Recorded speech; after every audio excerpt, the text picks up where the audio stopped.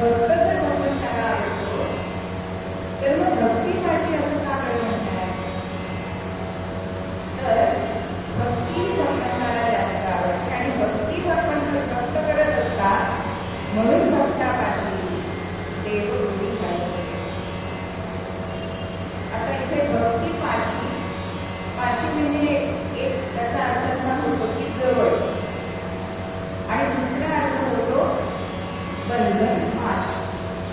म्हणजे भक्ती पाशामध्ये भगवंत हा अडकला जातो. आणि अशा भक्तीसाठी भगवंत काय करतो? धूर्त असे कोणी आपण बघितलंय की भगवंत भक्ताचं काम न सांगता करतो. कितीही भिन्न प्रकारचं काम असतं तरी सुद्धा भगवंत ते न सांगता करतो. म्हणून ते घोड्यांना खराडा करणं हे अतिशय कमी दर्जाचं काम आहे. पण राजसूय यज्ञामध्ये भगवंताने सगळ्यांना काम वाटून दिली. धर्मराजाला काय करतं की आलेल्यांचं स्वागत आदरातिथ्य करण्यासाठी द्रौपदीला सांगितलं वगैरे सगळ्यांना वाढण्याचं काम होतं. स्वयंपाकाचं काम आमचे वल्लभाचार्य सेनाकडे गेले. आणि कोशाध्यक्ष कोणाला केलं होतं? दुर्योधनाला केलं. का? अहो जेवढं तो दान देईल ना तेवढी दसपटीने लक्ष्मी परत येणार असं त्याच्या हातावरती रेषा होती. आणि तो दान का करणार? पांडवांचा आरण म्हणून करणार, स्वतःचं नसतं केलं. म्हणून काम कोणाला कशी द्यायची याचं सुद्धा नियोजन करता आलं पाहिजे. आणि मग धर्मराज भगवंताला विचारताय की भगवंता तुला काम करणार आहे? तेव्हा ते सांगतात की मी उचलण्याचं काम करणार आहे. आज सुद्धा आपल्या शास्त्रामध्ये असं सांगितलंय की जो विष्णू उचलतो ना त्याला सगळं पुण्य मिळतं. पण आज आपलं ताट सुद्धा कोणाला उचलायला नको असतं. हॉटेलमध्ये सांगा लागतं तिथे तो ठेवला तिथे घेऊन ठेवा. म्हणून आजही आपल्याकडे समाज ब्राह्मण असते ते आपण त्यांना सांगतो की नको नको तुम्ही काढून टाका, आमचं सगळं पुण्य तुम्हाला जाईल. म्हणजे भगवंतानी हीन काम घेतलं पण पुण्य असं हे भगवंत काम करत. आणि मग भगवंत हा भक्तासाठी कशी युक्ती घालतो, भक्तीसाठी कशी युक्ती घालतो हे मोठ्या चरणामध्ये संत लगेच उदाहरण देत असतात. बळीने मांडीला बळीराजाची गोष्ट आपल्याला माहिती सांगतात की बरोबर दाखवायचा प्रयत्न केला की मी तुमच्यासाठी यज्ञ याग करतोय. पण देवांची सत्ता सुद्धा बळीला हवी होती. आणि तेव्हा 99वा यज्ञ सुरू झाला तेव्हा इंद्रपद खाल्लंय आणि भगवंताकडे गेले. भगवंतांनी मागून अवतार त्यावेळी घेतलेला आहे आणि अतिथी म्हणून त्या यज्ञामध्ये भगवंत गेले. आता शुक्राचार्य सांगतात की यांना मागितलं दाखवू नको, कारण हा छोटा मुलगा मागून काय कामणार असं बळीला वाटतं. पण शुक्राचार्यांनी सांगितलेलं बळीने ऐकलं नाही. तेव्हा शुक्राचार्यांनी त्याला सांगितलंय की प्रत्यक्ष भगवान विष्णू ह्या मुलाच्या रूपात आलेले आहेत असं म्हटल्यानंतर बळी म्हणतोय की माझ्यासारखं भाग्यवान मीच की ज्या वेळेला प्रत्यक्ष परमात्मा परब्रह्म माझ्याकडे दान मागण्यासाठी येतोय. आणि म्हणून त्याला विचारलंय, म्हणून आपण मुलगा सांगतोय की मला फक्त 3 पावलं माझी एवढी एक जमीन नाही. बळी म्हणतोय एवढंच मागतोय, मला 3 पावलं नाही. मग पहिलं पाऊल ठेवलंय स्वर्गावरती, दुसरं पाऊल ठेवलंय तर 3रं पाऊल कुठे ठेवणार? आणि म्हणून बळीने मस्तक खाली केलंय आणि माझ्या मस्तकावर पाऊल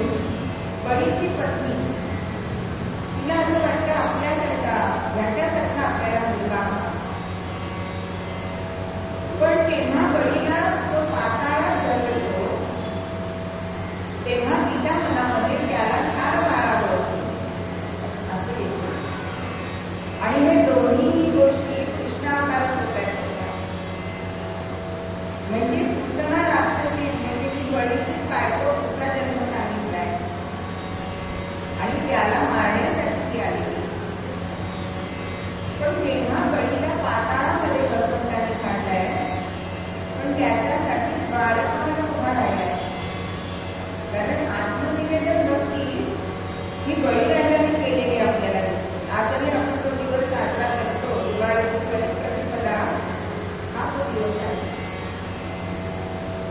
एका दृष्टीने जर आपण बघितलं तर अराजक मानवणारे जे राक्षस त्यांच्यावरती लक्ष ठेवण्यासाठी भगवंत द्वारपाल आहे. हालचाल काय करत नाही ते बघण्यासाठी. म्हणजे पूर्वी आपल्याकडे नजरकैदची शिक्षा होती की तुम्ही स्वतंत्र तर आहात, तुमच्यावर कोणीतरी देखरेख ठेवणार आहे. अशा तऱ्हेने भगवंत द्वारपाल तिथे झालेले आहे. म्हणून बळीने काढलेला गोपींनी वेश केला. आता गोपींनी आपल्या प्रेमामध्ये भगवंताला इतकं गुंतवून टाकलेलं आहे की त्यांना जळीस्थळी पाशाने भगवंत दिसतात.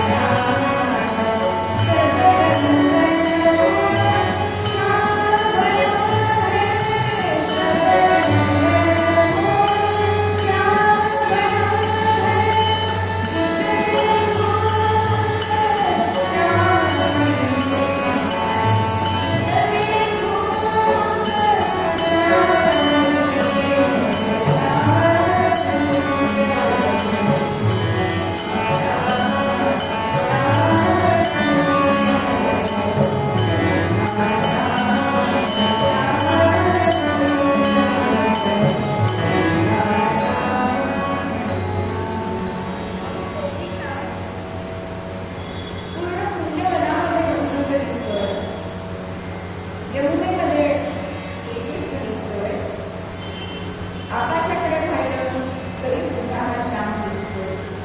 अवघड जीवन हे त्यांचं श्याममय झाले आणि इतकी त्यांची भक्ती की भक्ती नारद भक्ती सूत्रामध्ये सुद्धा नारदाने सांगितले भक्ती कशी असावी तर यथा भक्ती काढा. त्यांनी जशी भक्ती केली तशी जर भक्ती साधकांनी केली तर ती भक्ती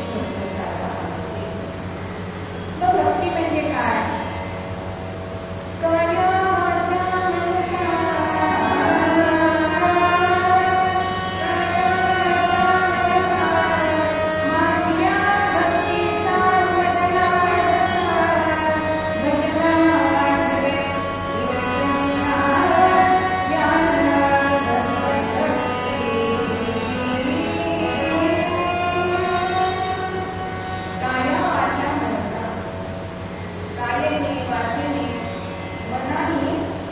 तुम्ही भगवत भक्ती करायला आणि याचं उत्तम उदाहरण म्हणजे आपली वारी आहे.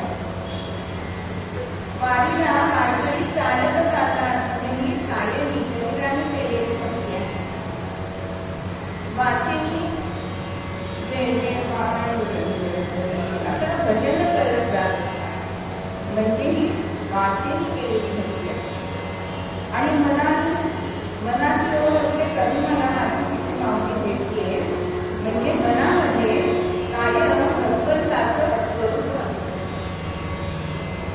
काया माझ्या मनसा माझी या भक्तीचा महत्गार असा. तसा होतो आपल्याला ते ज्ञान नाही.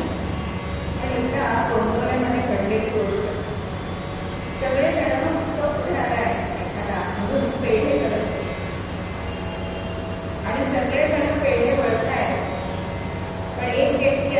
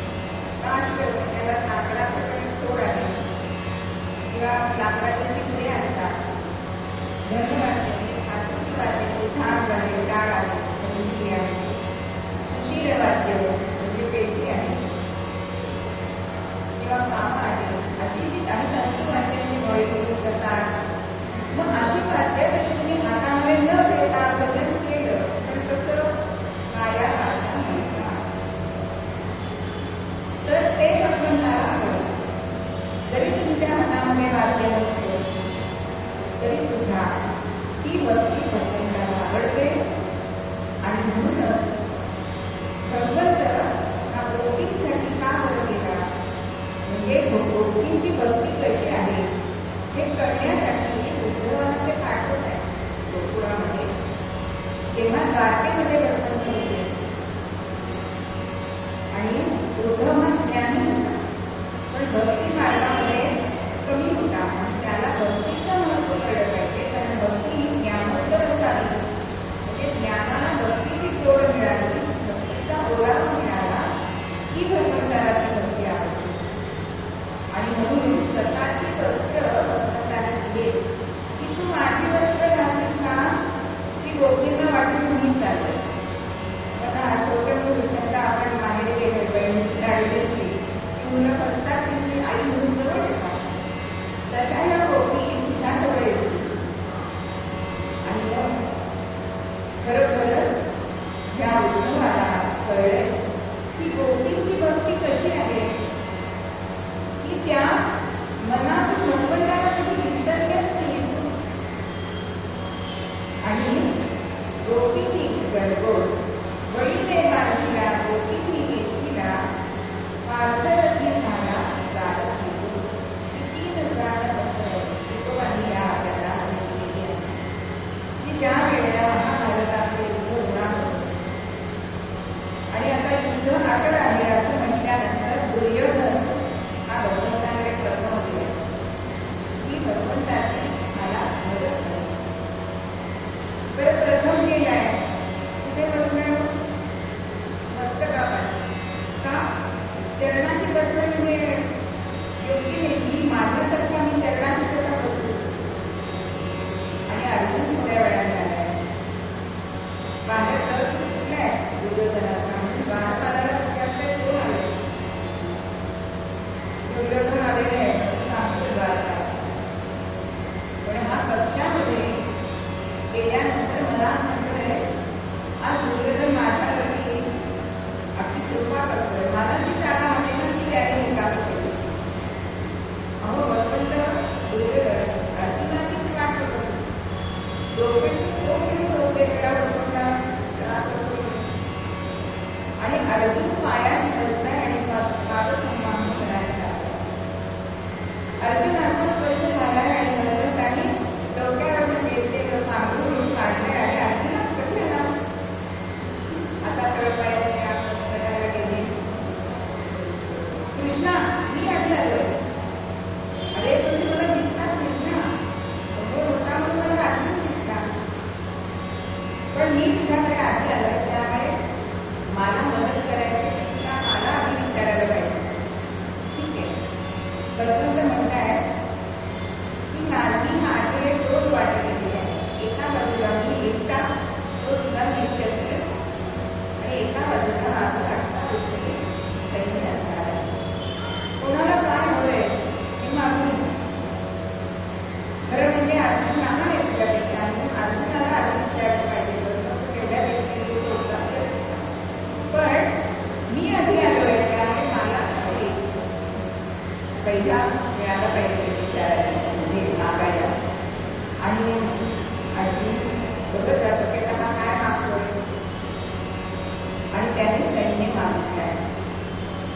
पुन्हा म्हणतोय आज माझ्यावर हा उपकारच करतो, मग मला भगवंताचं सैन्य नकोच आहे, कारण तिथे भगवंत आहे ना तिथे यश आहे हे त्याला समजलं. तो खरा भाग्यवान. आणि असा हा अर्जुनाचा सारथी झाला. आणि सारथ्य करणं हे सोपं नाहीये. आज सुद्धा आपण रस्त्यावरती गाडी चालवणं पूर्ण कठीण आहे की नाही.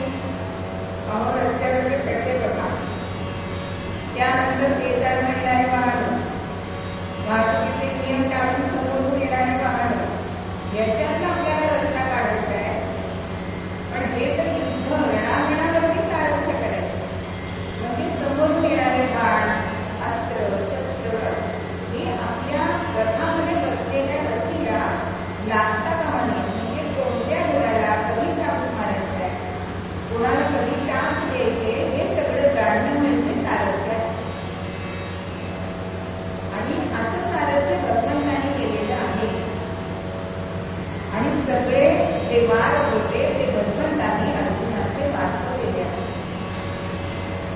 ज्यावेळी विश्वनाथ बाबूंनी छोट्या नवऱ्यांना विचारलं होतं मोठेपणी कोण होणार आहे, त्यावेळी तो म्हणतोय मी गाडीवान होणार आहे. कारण त्यांच्या घरी मी गाडीवान होता.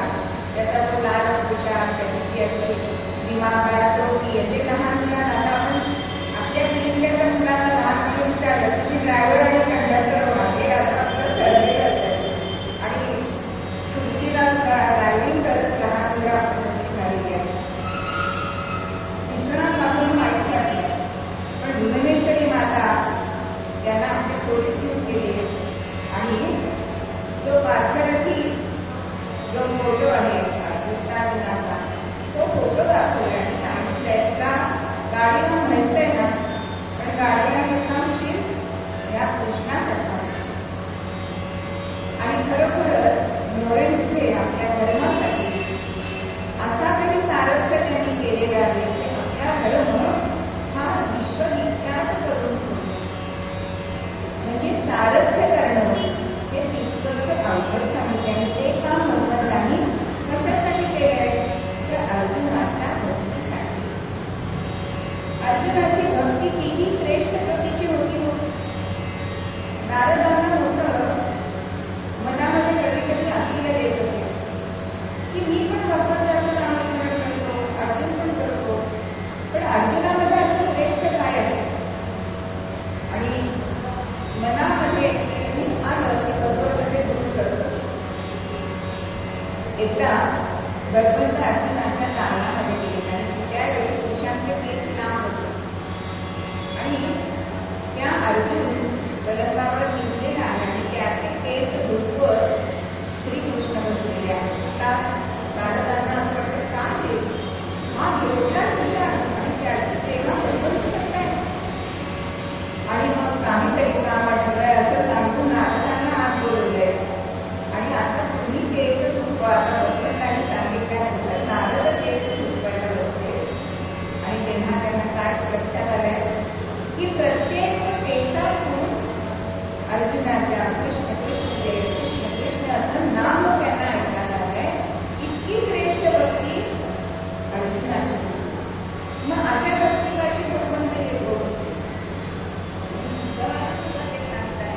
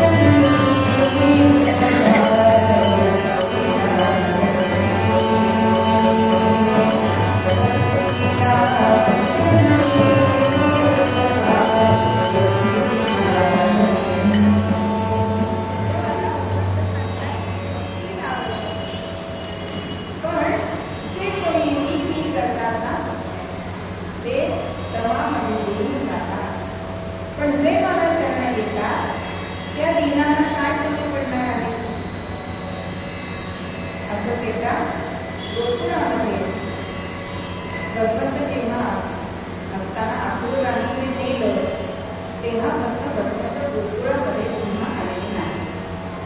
आणि द्वारकेमध्ये असताना नारदांनी आणि भगवंतांनी असं नाटक केलंय, कारण आम्ही भगवंताचे भक्त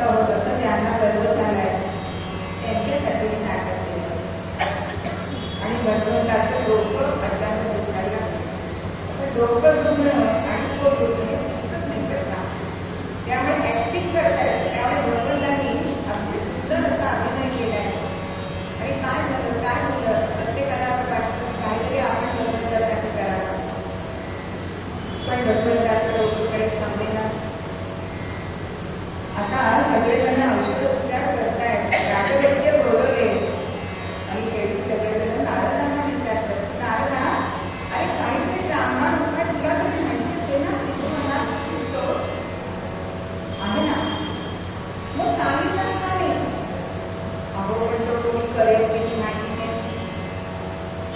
नाही तुम्ही सांगा हो लोक सांगत होते. आणि नारद उपाय सांगतात की जो भक्त आपली मदत घेऊन दर्पण त्याच्या मस्तकाला लावेल तेव्हाच ते लोक थांबतात. आता सगळेजण आपल्या पायाची धूळ द्यायला लगेच तयार. नारद म्हणतात थांबा अजून माझं पूर्ण झालेलं नाही. जो कोणी रजत धूळ देईल रजत देईल तो मरणार आहे. त्याला मृत्यूला सामोरं जावं लागणार. अहो एकेकाने त्या पाय काढता घेतल्या आणि मग भगवंतांनी उद्धवाला पाठवलंय गोकुळात. आणि तेव्हा भगवंतांनी उद्धवाला सांगितलंय की तिची प्रत्येक गोपी तुला त्यांची चरण देईल ते मी इथे बसून सांगतो. आणि खरोखरच भगवंतासाठी आम्हाला मृत्यू आला तरी चालेल पण भगवंताला बरं वाटलं पाहिजे असं प्रत्येक गोपीची धारणा होती. आणि म्हणून भक्ती ही श्रेष्ठ सांगितले. म्हणून तिथे भक्ताच्या ऐवजी लोक भक्ती हा शब्द वापरतात की भक्तीपाशी देवा देत असेल मागित असेल. मग अशी ही भक्ती किती परम आहे. भक्ती पाशी नित्य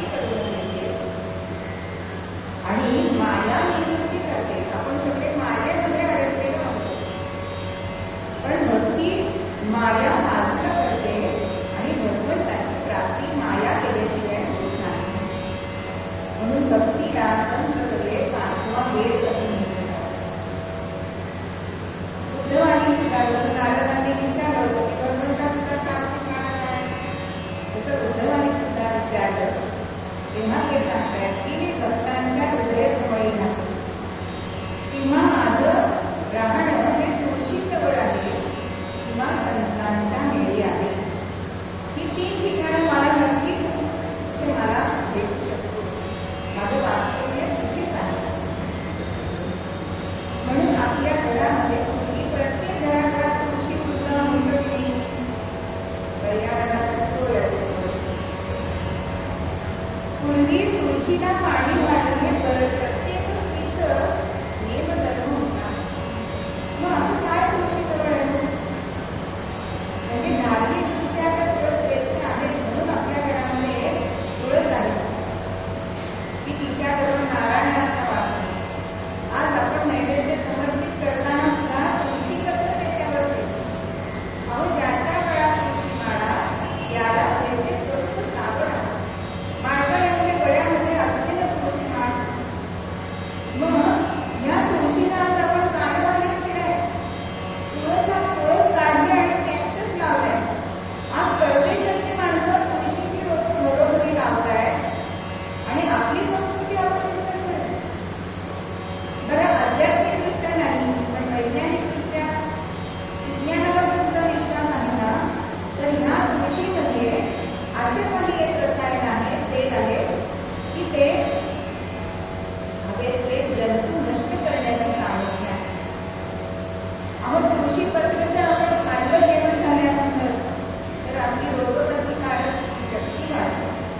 तिथे जर आपण तिच्या जवळ बसून प्राणायाम केला तरी सुद्धा आपलं आरोग्य चांगलं राहतं.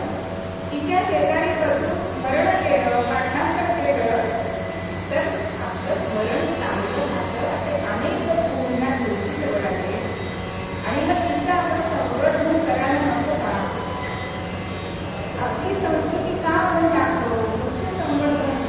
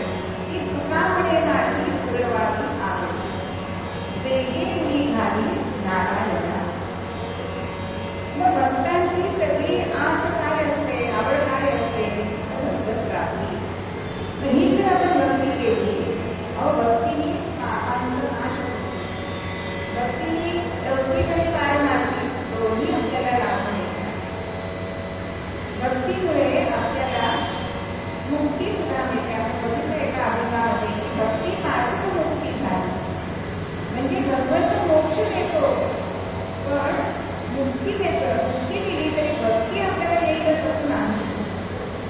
म्हणजे मुक्तीपेक्षा सुद्धा भक्ती ही श्रेष्ठ सांगितलेली आहे. अशी ही भक्ती आणि ह्या भक्तीची मला तुझी आवडते असं तुला सांगताय. आणि वेगळी उडी घाली नारायणा. आता उडी घालणं चालणं वेगळं आणि उडी घालणं वेगळं. चालतो आपण एक एक पाय टाकतो म्हणजे त्याच्यामध्ये थोडासा दिरंगाई होऊ शकते पण उडी आपण दोन्ही पायांनी घालतो. तसं भगवंत निर्वाणीच्या संकटामध्ये भक्तासाठी हे उडी घालून येते. आपल्याला गजेंद्र मोक्षाचं उदाहरण नाहीये की ज्या वेळेला अगदी आता मी म्हणणार 1000 वर्ष त्यांनी पाय धरलेला होता आहे गजेंद्र. शेवटी फक्त मस्तक वर राहिलाय आणि सोडलेही श्वास घेतोय. आता भगवंताशिवाय कोणी नाही म्हणून सोड अशी तिथून बघतोय आणि कमळ लागलाय आणि भगवंताकडे टेकलंय. पण तरी सुद्धा भगवंत हा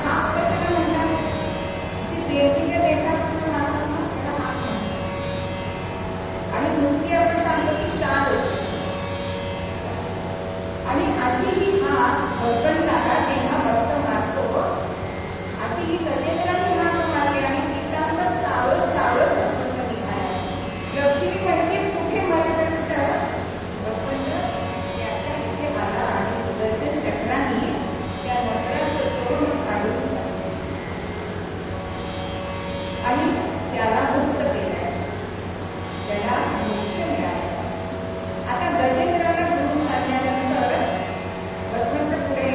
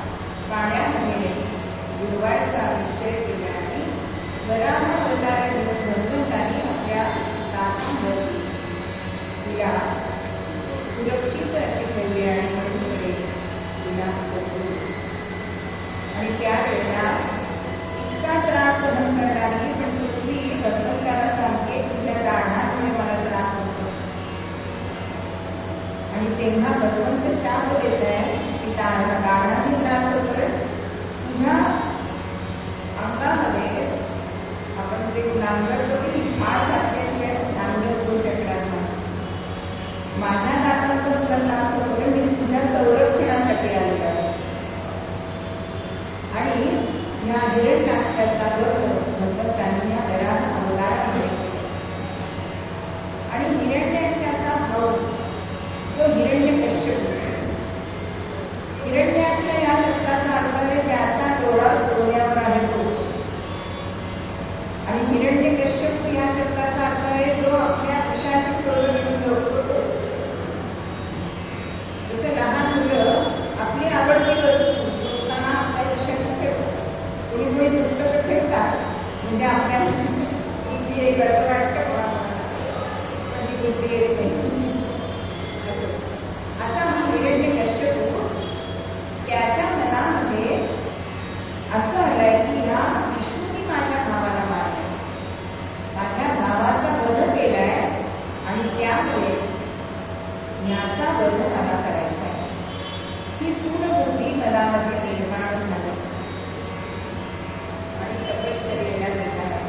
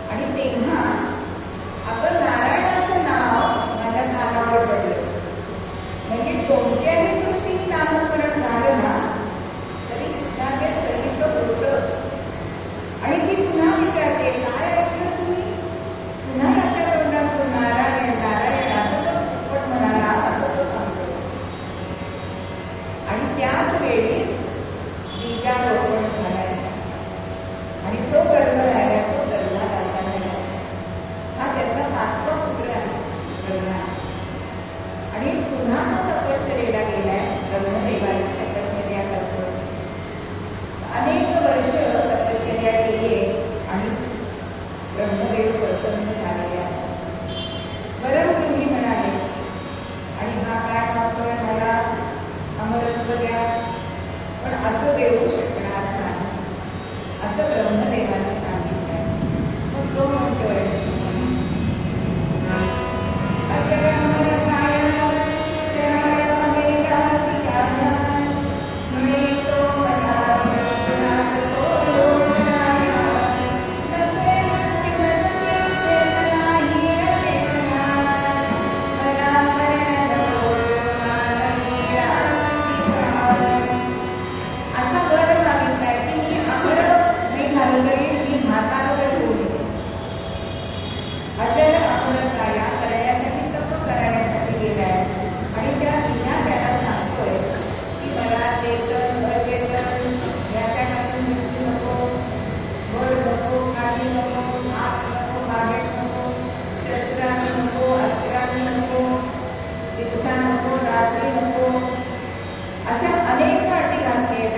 ब्रह्मदेव तथास्तु म्हणाले.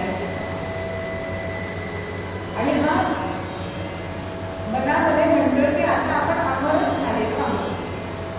आपण अशा काही युक्तीने सगळ्या गोष्टी मागून घेतले आणि मग हे सगळे दैत्य म्हणजे आत्ताचे जे अराजकता मागवत आहेत तेच आहे. राक्षस वगैरे चिन्ह वगैरे नसतात त्यांना. आणि हा पृथ्वीवरती प्राणी भगवान सगळ्यांना झालाय. आणि शेवटी सगळेजण भगवान विष्णूंकडे गेले. क्षीरसागरामध्ये त्यांची प्रार्थना करतायत आणि विचारतायत,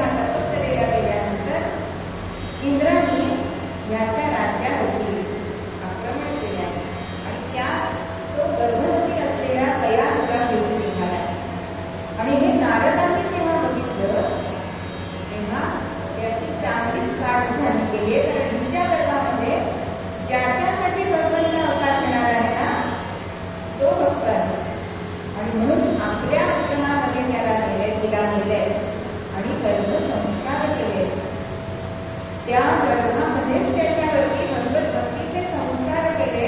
असा हा प्रल्हाद जन्माला आला. अहो नाव सुद्धा प्रल्हाद केलंय. ज्याच्यामुळे मोठा आनंद होतो त्याचं नाव प्रल्हाद आहे. अल्लाह आहे, प्रल्हाद आहे, पण प्रल्हाद जास्त श्रेष्ठ नाव. आणि लहानपणापासून भक्ती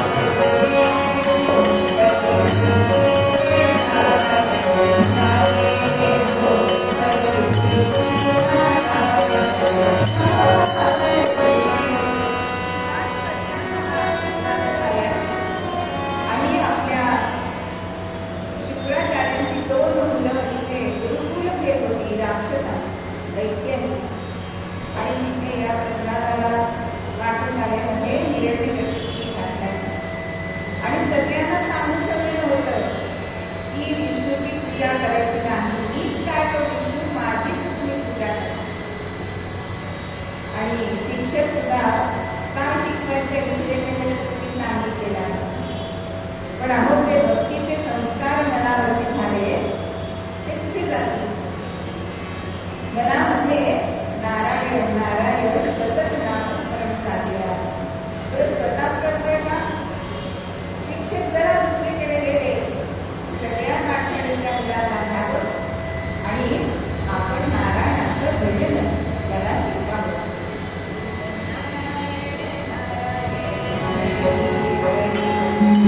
नारायण